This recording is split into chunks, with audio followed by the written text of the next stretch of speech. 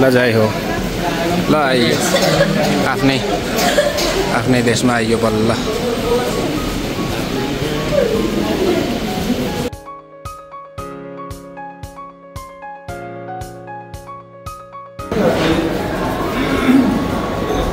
ल आइपुग्यो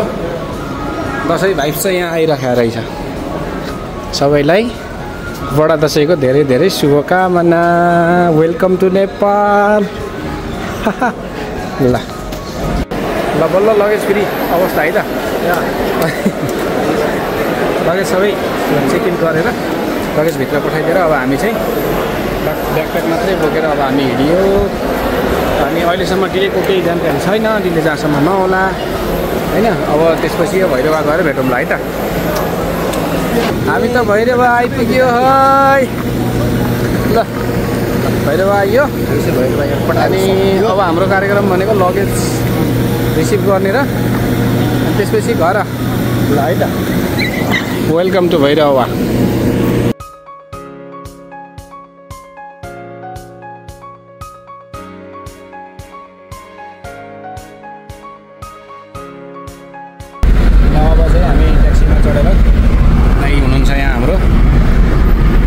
जाँदैछौँ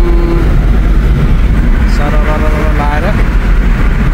अब 10-15 मिनटपछि घर अब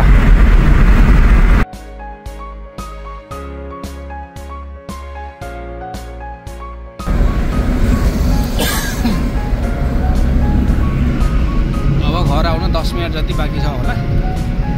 अनि घर चाहिँ आउँदै गरेको थाहा छैन त्यसपछि अब गइसकेपछि ड्याडी चाहिँ बाहिर हुनुहुँदैछ मम्मी घरै हुनुहुन्छ दाइसँग चाहिँ कुराकानी भइरहेको छ अब घर गइसकेपछि रियाक्सन कस्तो हुन्छ के हुन्छ थाहा चाहिँ छैन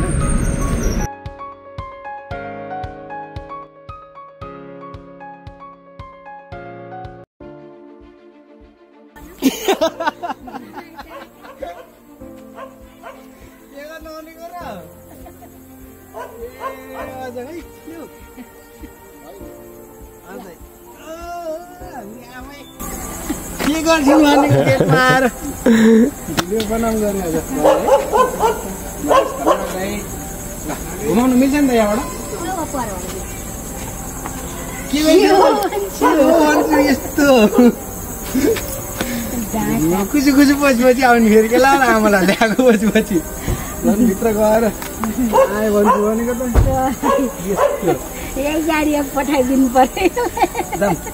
के छ त हालखबर त ठिक छ आफ्नो के छ त आज त्यही किसिम दिदी यहाँ गाडी छ यहाँ अगाडि बाई बाई ल जाम जाम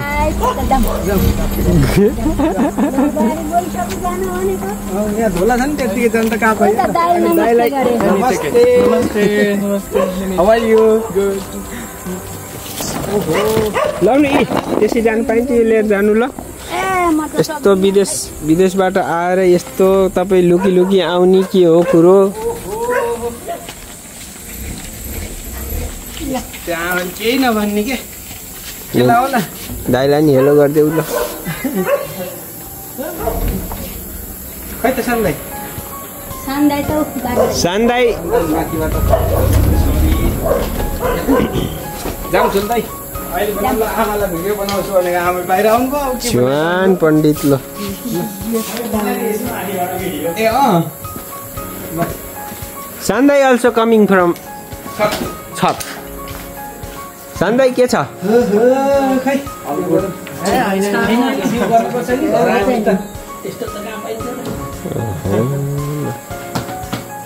सुन्दै जिउ गरौँ भिडियो मात्रै नगरौँ जिउ गरौँ यस्तो जिउ गराएको भिडियो गर्ने होइन जिउ गराएको भिडियो गर्नु त परेन हो नि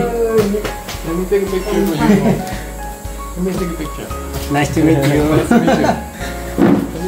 जाम पहिला भित्र जाउँ के होइन र ल एउटा कहाँ पठाएको बालाई चाहिँ कहाँ पठाएको कहाँ पठाउने र आमाले कहाँ पठाएको यता अझ भयो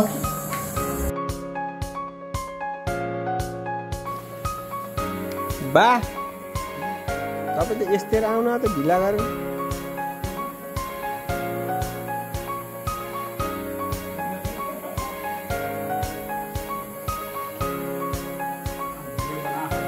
बा बिहाबाट आउन है ल गाइज ढिलो आउन भनेको छ बा आउँदैन आउने ह्यापी बर्थडे टु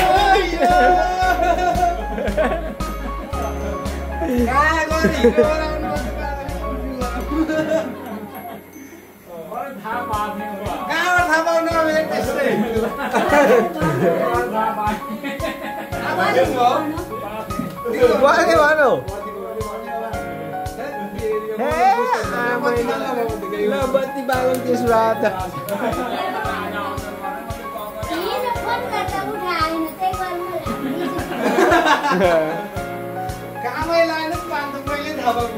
यस्तो यो सरप्राइज